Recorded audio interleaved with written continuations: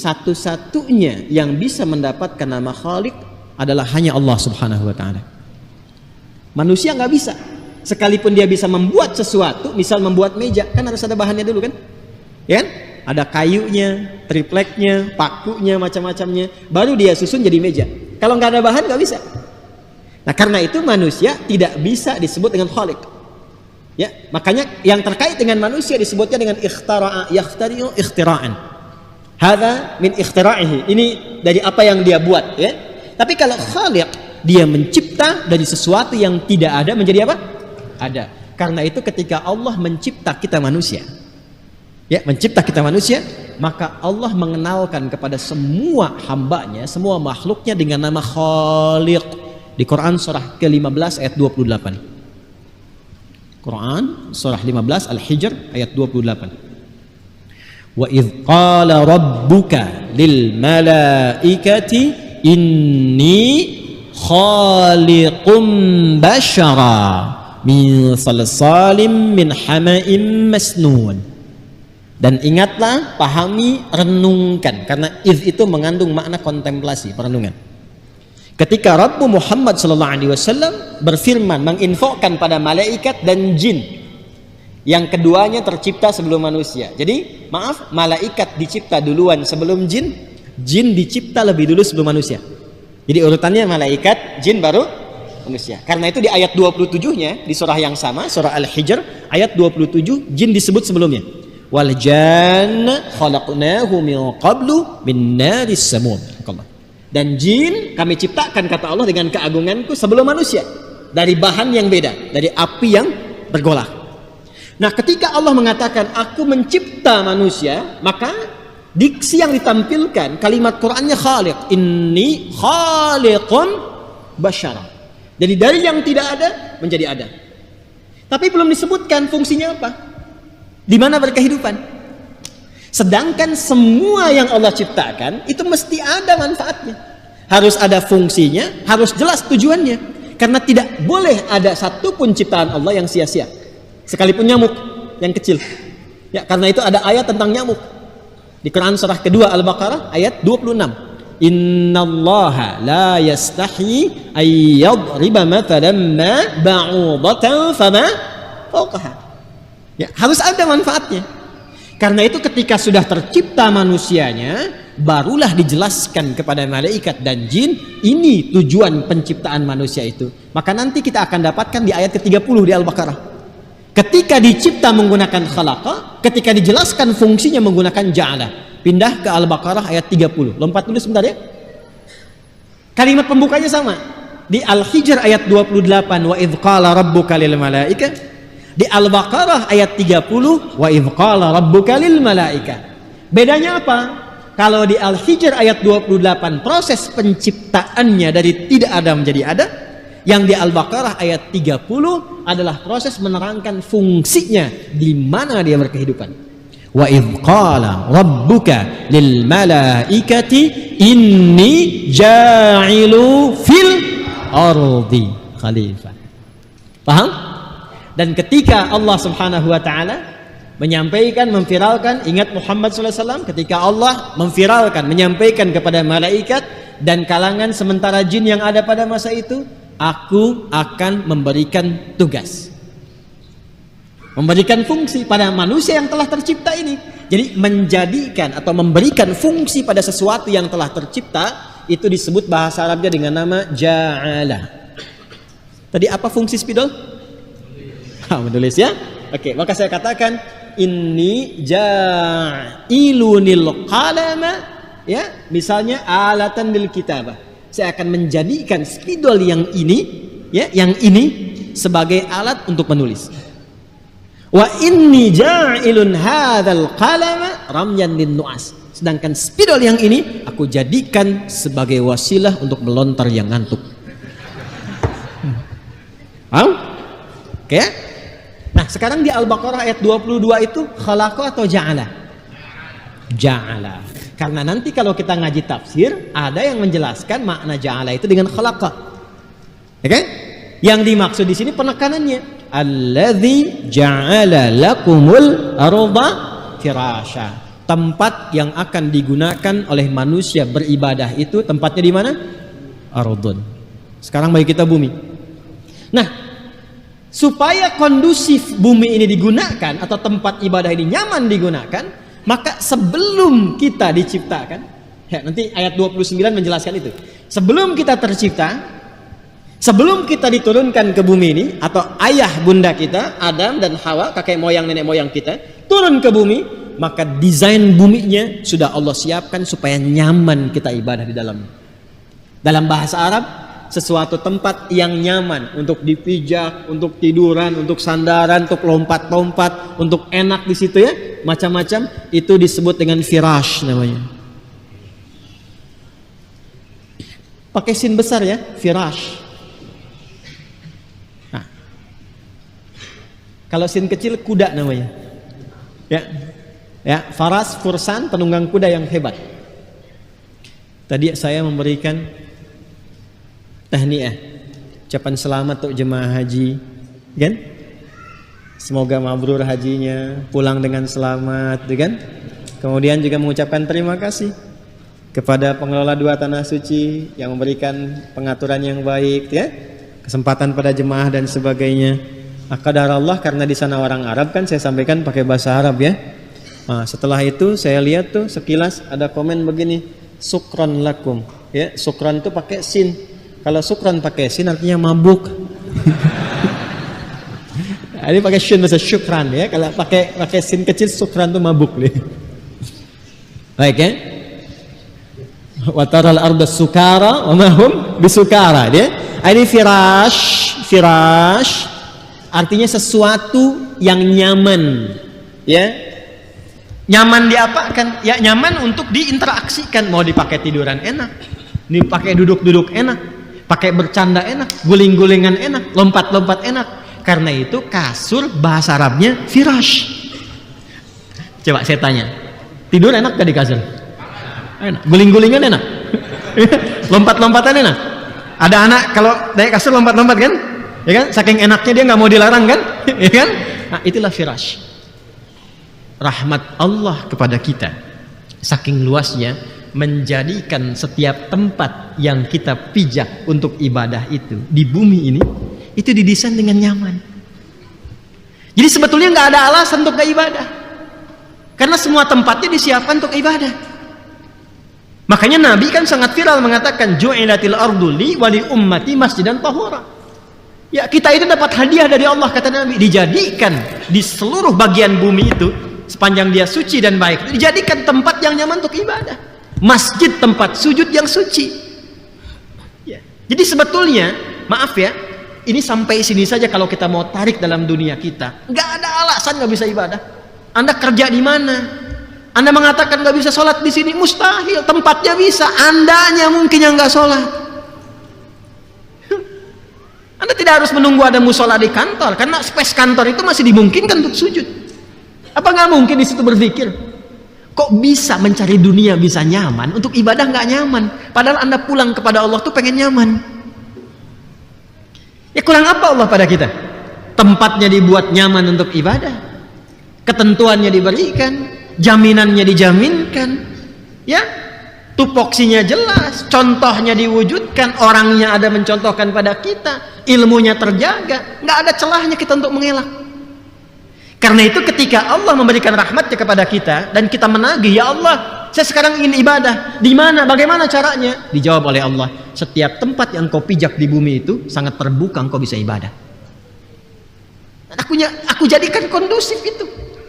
Makanya nggak ada alasan, nggak ada alasan. Tinggal persoalannya manusianya mau atau tidak. Jelas?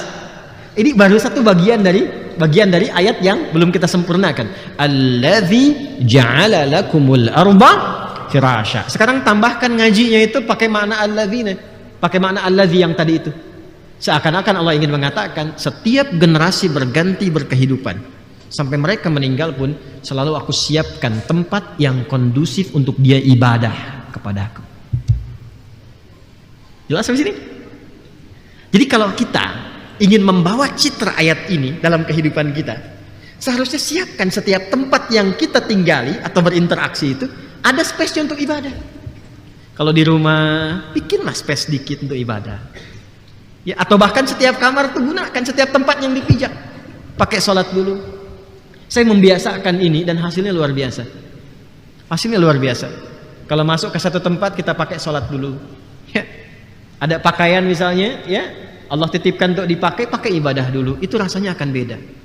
Antum kalau pernah dapat pakaian, dipakai sholat dulu, itu akan malu menggunakan pakaian itu pakai maksiat. Akan malu. Karena memori pertama yang sampai di benak kita itu pernah dipakai sholat. Ya, makanya kalau ada orang ingin berbuat maksiat, dia akan milih-milih tuh. Ya, dari perangkat-perangkat yang memang belum pernah digunakan untuk berbuat taat. Kalau nggak percaya silakan. Ada nggak orang yang biasa pakai kendaraannya untuk ngaji ke masjid, tiba-tiba dipakai untuk mencuri? Nggak mungkin. Ya, dia akan berpikir jangan pakai yang ini ya, ini sayang prestasi ibadah.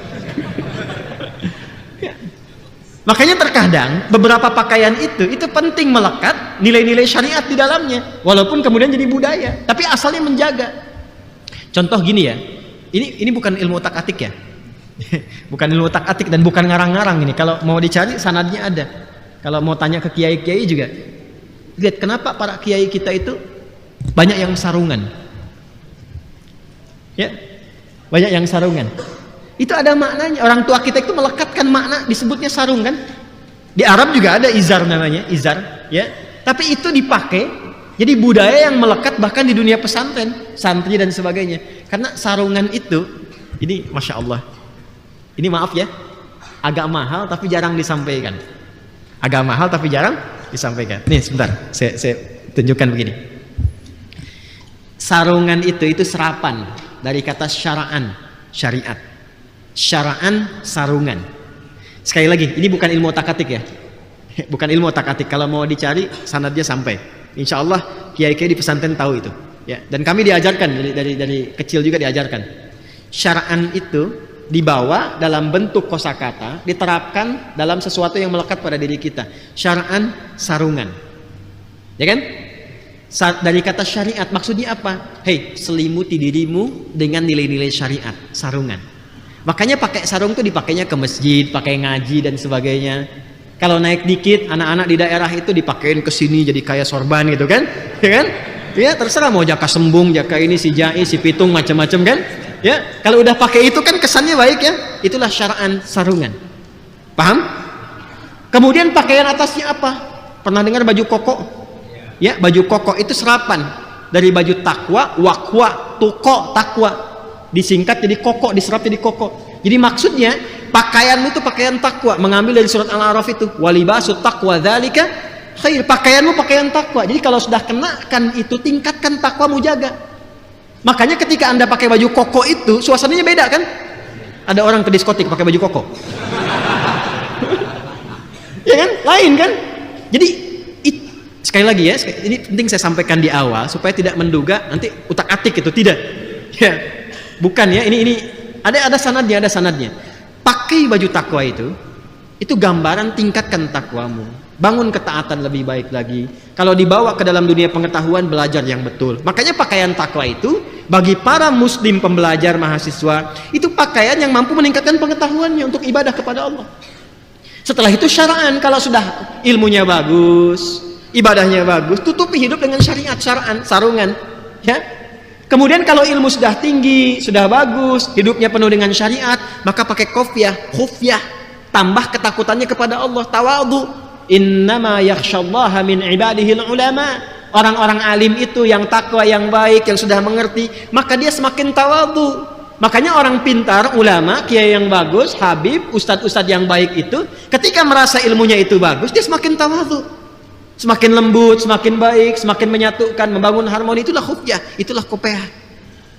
Kalau sudah ini ada, kopiah ada, baju takwa koko ada, sar'an sarungan ada, pakailah bakyak. Tahu bakyak gak? Ya, bakyak itu dari kata al-baqa, bakyak, pertahankan tuh sampai pulang. Makanya di santri, di pesantren banyak bakyak itu. Jelas ya? Halo? Ini bukan ilmu otak-atik, itu dari dulu sudah begitu. Cuma kita kan tinggal pakai aja.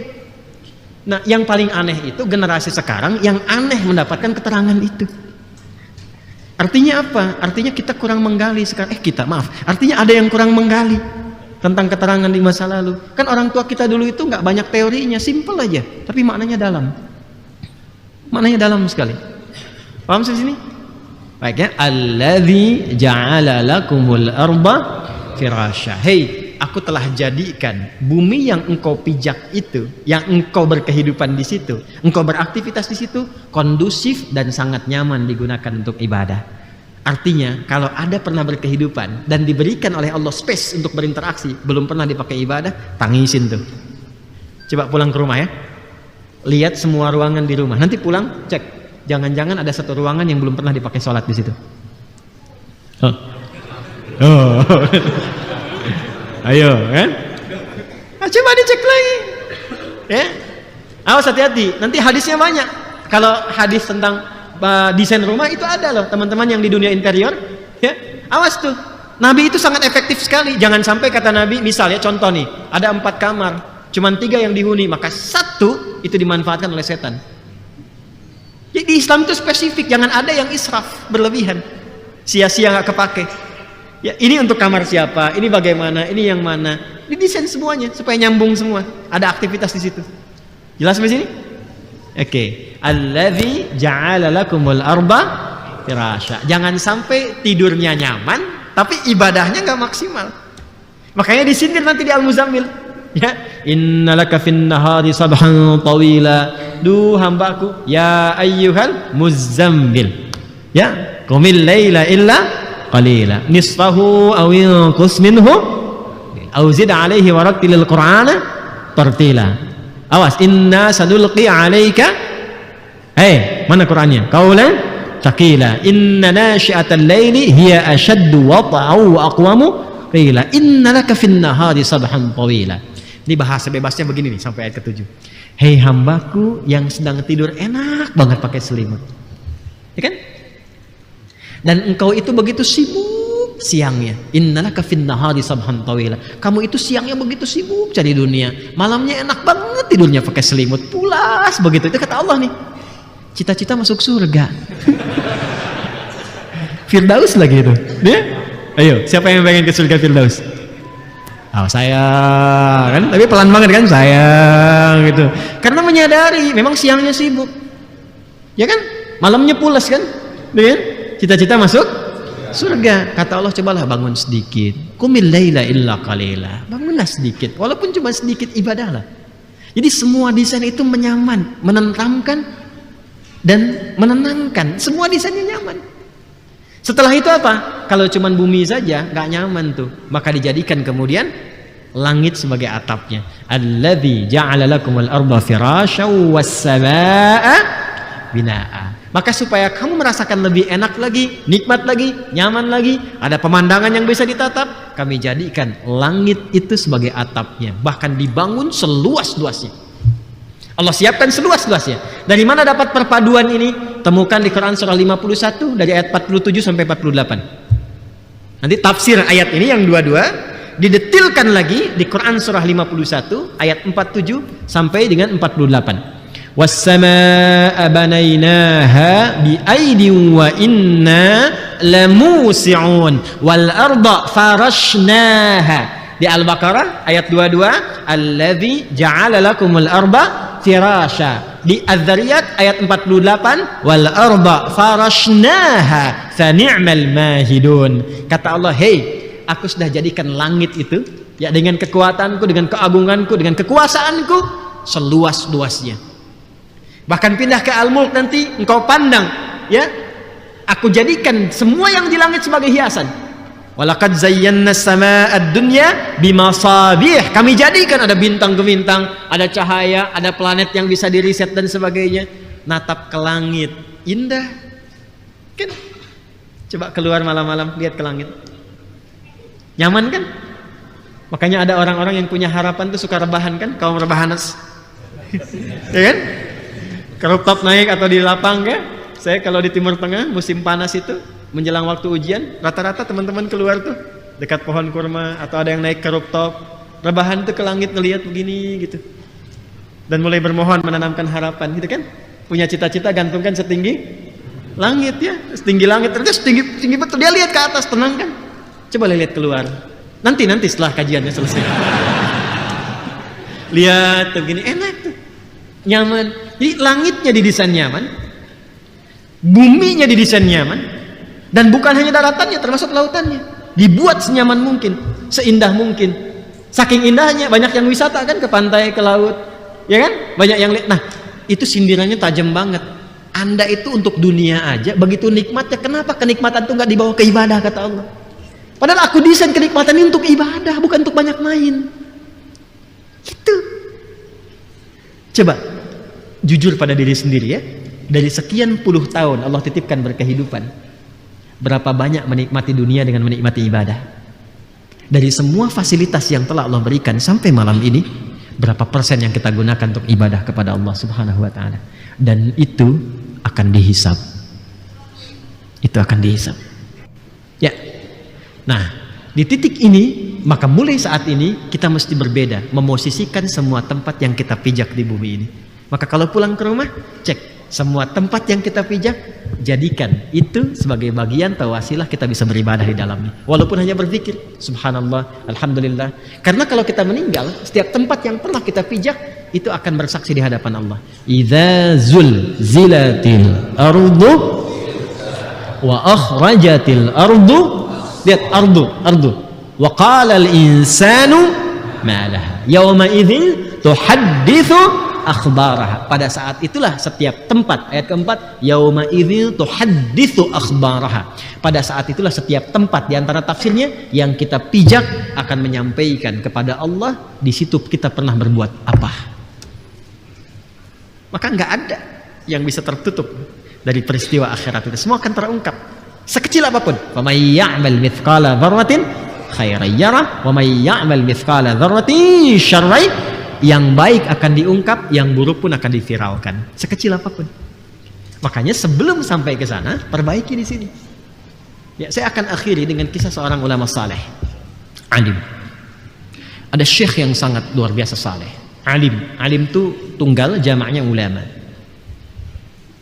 Pengikutnya banyak, santrinya banyak, dan senang berdakwah berkelana, dakwah ke tempat ini ke tempat. Satu kali secara singkat, ketika beliau sedang berjalan, dan itu dikenal oleh santrinya, syekh yang sangat kuat sekali, fisiknya kuat, bagus ya untuk dakwah itu. Tapi satu kali ketika sedang berjalan di satu tempat, tiba-tiba pingsan, jatuh, dan lama ditunggu itu. Setelah sadar, ditanya oleh santrinya, "Ma bika," katanya, "Syekh, kenapa?" Perhatikan jawabannya.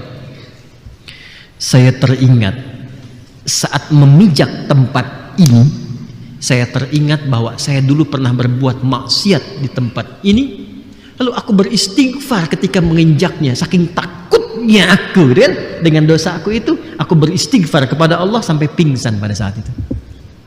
Saya mau tanya, maksiatnya seorang alim itu gimana sih? Seorang syekh yang alim itu maksiatnya gimana? Ya, itu saking takutnya kepada Allah saat hisabnya diviralkan di akhirat nanti, karena semua lihat. Kalau sekarang Anda bisa tutupi, saya bisa tutupi, dan beruntungnya kita disayang Allah, nggak dibuka aibnya. Ini boleh jadi saya pun mungkin banyak aib, ya, dan Allah berkenan menutup, makanya kita syukuri. Anda boleh jadi lebih baik dibandingkan saya, hanya boleh jadi Allah tutup aibnya saja gitu kan, sehingga tidak terbuka. Di akhirat akan dibuka semua, sekecil apapun. Karena itu sebelum kembali, itu tutupi dulu. Pernah lihat filmnya? Ada sinetron itu? Saya mau tanya, itu kalau casting, syuting begitu, langsung jadi begitu tayang atau diedit dulu? Diedit itu supaya bagus atau supaya tampil apa adanya? Bagus kan? Kalau ada kata-kata kurang bagus, diedit ya? Didubbing kadang-kadang kan? Gambar-gambar kurang bagus, diedit ya? Supaya jadi lebih bagus kan? Demikian. Nah, kehidupan kita tuh begitu, sebelum ditampilkan di akhirat, maka kisah hidup kita yang akan ditampilkan nanti, edit dulu sekarang. Ya, kata-kata yang kurang bagus istighfari, sehingga yang keluar dibuka nanti bagus. Bagian episode kita yang kita ketahui, kita tahu itu, dan Allah Maha tahu. Ya, Maha tahu. Karena itu hubungan kita dengan Allah selesaikan dulu, mintakan istighfar, mohon ampunan kepada Allah. Nanti kalau sudah biasa dilakukan, Anda itu paling paham dengan kebiasaan Anda. Anda keluar dari masjid saja sudah ada memorinya. Setiap kita tuh memorinya beda. Kesini pernah memikirkan siapa, berprasangka buruk pada siapa, ya. Pernah nginjak sendal siapa? Pernah pakai sendal siapa wudu tanpa bilang? Dan sebagainya tuh. Itu nanti kalau bisa kita biasakan itu, demi Allah saya katakan, itu akan merubah keadaan hidup kita. Akan beda suasananya, tenang gitu. Enak. Saya punya sepupu, dia masuk pesantren dulu. Ketika dia masuk, ada sendal jepit di pesantren itu, dia beli itu. Dia ke masjid. Begitu ke masjid, pulang sendalnya hilang. Apa yang dia lakukan? Dia kemudian tandai. Kan suka ditandai ya, misalnya kalau Adi inisial ya kan, A, dia kan A itu. Dia masuk masjid, keluar hilang lagi. Ketiga, dia ikat dengan gembok. Sendal jepit dia gembok tuh. Anda tahu nggak? Hilang dengan gembok-gemboknya. Yang keempat, dia tuliskan. Ini benar karena masih polos kan dari SD ke SMP ya, masuk karena diterima setingkat SMP. Dia tuliskan di sendalnya, takutlah kepada Allah. Itu bertahan sendalnya, bertahan sampai kalimat itu hilang lagi sendalnya. Lalu yang kelima dia putuskan, setelah tawakal aja apa adanya, saya jalan aja begitu. Begitu dia keluar dari masjid, ditampakkan oleh Allah di mana keempat-empat sendalnya dan siapa pelakunya. Dan balik lagi akhirnya. Jadi ternyata ada beberapa episode kehidupan kita itu yang disiapkan oleh Allah untuk mematangkan bagian dari diri kita. Kadang ada yang belum matang ilmunya dikasih ujian pengetahuan, yang belum matang emosionalnya dikasih ujian-ujian emosional dan sebagainya. Nah, sebelum kita memasuki itu sadari dulu sehingga ketika kita menghadapinya sudah siap menjalaninya. Di antara cara untuk menyiapkan itu, perbanyak istighfar di setiap tempat yang kita pijak, lalu siapkan untuk menjadikan itu semua sebagai tanda mendekat kepada Allah. Kalau setiap tempat sudah kita mulai nyambung untuk menjadikan itu terikat dengan penghambaan kepada Allah, maka tempat itu berubah bukan sekedar tempat tapi menjadi ayat namanya. Menjadi apa? Ayat. Ya, nanti kata ayat setidaknya disebutkan sebanyak kurang lebih 64 kali dalam Al-Quran. Dan setiap kita memijak bumi, melihat langit, melihat lautan, bagi orang-orang yang sudah beriman kuat dan paham ayat ini, maka semua tempat itu tidak lagi menjadi tempat ardun tapi menjadi ayat. Inna fi khalqis samawati wal ardi wa ikhtilafil laili wan nahar la ayatin liulil albab. Jadi kalau sudah lihat langit, ingatnya sama Allah. Ya, jadi beda nih kalau orang biasa lihat langit, langit, gitu kan? Udah. Kalau ilmuwan lihat langit, wah ini rasi bintangnya menunjukkan begini nih, arah angin begini dan sebagainya. Tapi kalau ulul albab yang tahu esensi kehidupan, Rabbana ma khalaqta hadza batila, enggak ada yang sia-sia dari ciptaan Allah. Masya Allah, indah betul ciptaan Allah ini. Sujud dia, ya kan? Mendekat dia kepada Allah. Dan pancaran setelah itu apa? Bisa jadi pengetahuan. Itu yang dilakukan oleh Nabi Ibrahim alaihissalam. Falamma janna alaihi al-lailu ra'a kaukaba, dari mulai planet, bintang ke bintang, bulan sampai matahari diriset semua, pada akhirnya inni wajjahtu wajhiya lilladzi fataras samawati wal arda hanifan musliman wa ma ana minal musyrikin. Inna salatu, kalau sudah hanifan muslimah, hanif lihat langit, lihat bumi, tempat dipijak, setelah itu apa? Inna salati, salat, wa nusuki wa mahyaya wa mati lillahi rabbil alamin la syarika lahu wa bidzalika umirtu wa ana minal muslimin. Itu caranya. Laut ada lagi ayatnya, ayat 164 di surah Al-Baqarah. Nanti kalau sudah sampai kita baca itu. Inna fi khalqis samawati wal ardi wa ikhtilafil laili wan nahari wal fulkil lati tajri fil bahri bima yanfa'un nas. Ayat tentang kapal, kapal laut, perahu di laut dan sebagainya. Itu Quran ada ayatnya. Ada ayatnya. Makanya dulu setelah orang Islam itu maju dengan keislamannya di eranya Utsman bin Affan radhiyallahu taala anhu, yang kuat itu maritimnya, armada lautnya. Itu inspirasinya dari Quran. Itu sebetulnya bisa diturunkan ayatnya karena Indonesia itu kan luasannya lebih banyak lautan kan dibanding daratan itu. Jadi kalau belajar eranya Utsman bin Affan, di copy paste nilai kemaritimannya, oh kuat banget itu. Ya, masa dari sekian banyak selat itu kalau nggak salah tuh ya hampir 2/3-nya ada di Indonesia itu. Hampir 2/3-nya. Nah itu ya. Nah jadi sekarang kalau sudah ngaji ayat ini kan baru setengah nih. Ya kan baru setengahnya kan belum selesai kan? Ya kan? Alladzi ja'ala lakumul arda firasya was-samaa'a binaa. Baru sampai situ, baru setengah. Jadi sekarang kalau lihat langit, sudah lihat ayat ini, sudah ngaji, lihat langit itu sudah Masya Allah, Rabbana ma khalaqta hadza. Minimal latihan itu dulu. Latihan dulu aja sampai hati kita tersambung. Di lisan dulu aja Masya Allah, Rabbana ma khalaqta hadza batila. Ya Allah, jadikan lisanku yang berpikir ini menjadi persaksian yang memberatkan mizanku di akhirat. Itu dulu aja, walaupun belum ada sentuhan ke jiwa. Semakin sering berlatih, semakin tersentuh jiwanya nanti. Ya, sentuhlah ia di lisanmu, maka ia akan turun ke jiwamu. Jangan di mata aja, sentuhlah ia lekat di hatimu, maka ia akan jadi milikmu untuk selamanya. Itu aja yang dia paling deh. Kan dari mata turun ke, bukan cuma mata, dari lisan turun ke hati, dari telinga turun ke hati. Di hati ini ada iman, dari kaki naik ke hati.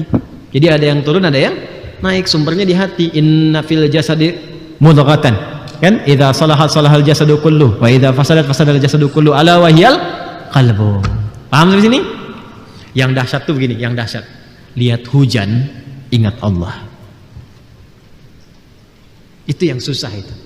Kan ada yang baru gerimis, miripis, pepoyan gitu kan? Ada yang begitu kan? Gerimis, jemuran gitu kan? Ada yang begitu. Tapi yang ini baru mendung pun ingat Allah. Hujan turun ingat Allah. Zikir sampai menikmati setiap butiran hujan itu. Luar biasa, indah sekali. Setiap butiran itu menikmati.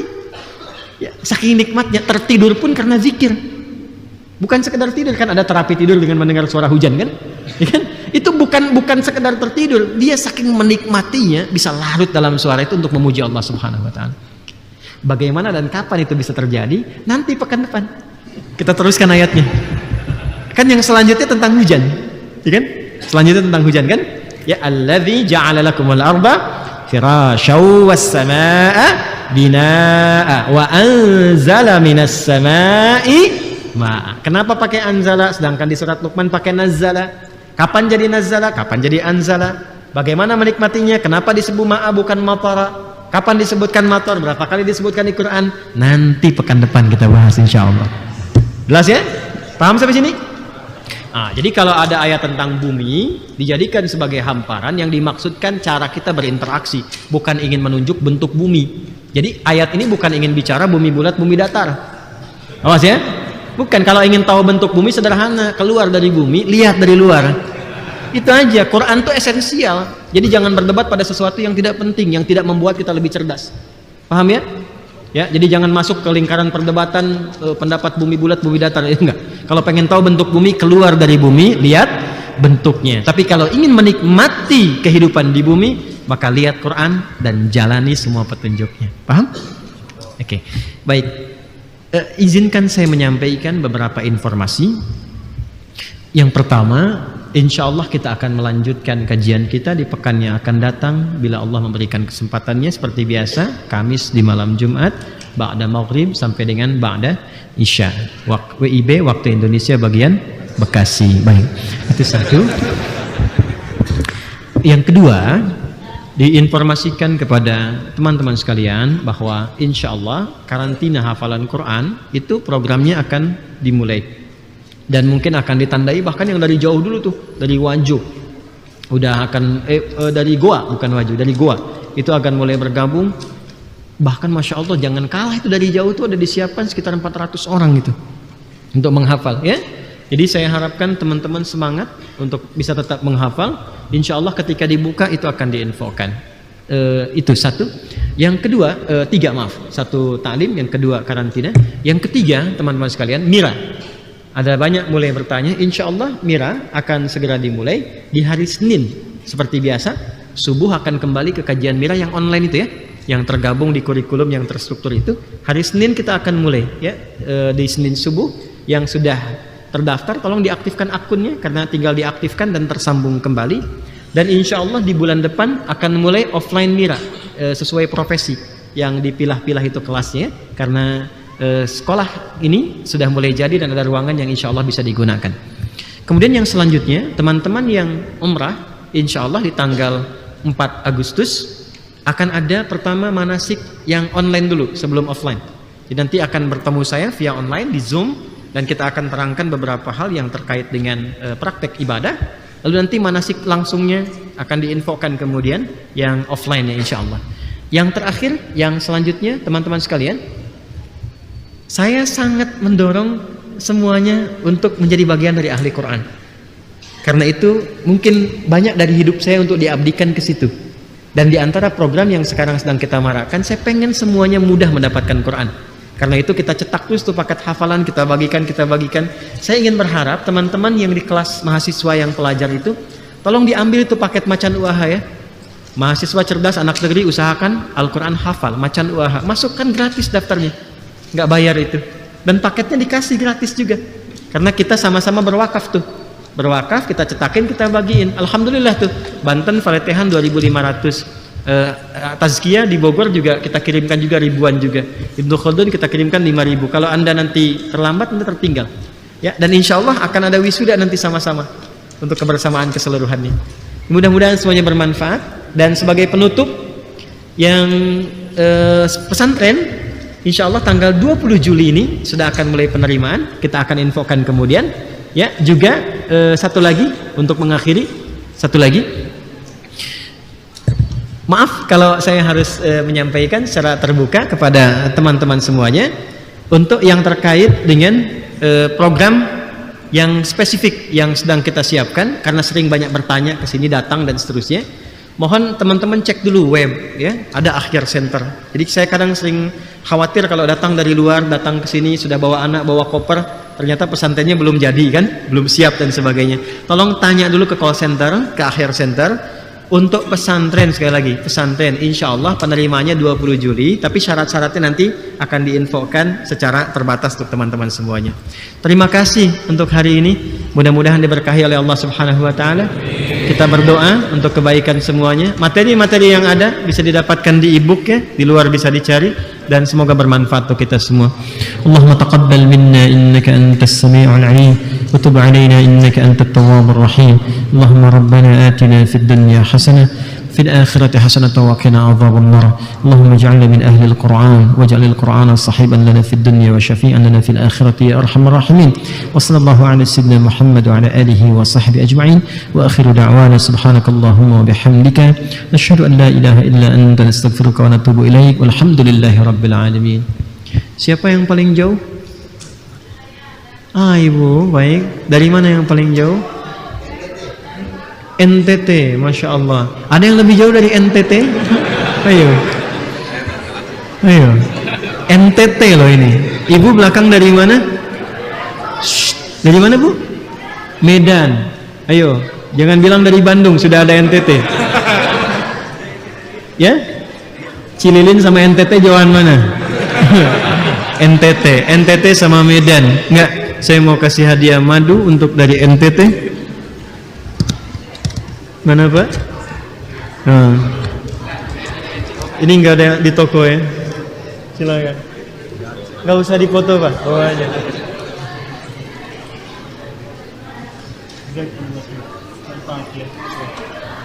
Untuk ibu yang dari Medan tadi satu, ini satu lagi ya, dari belakang.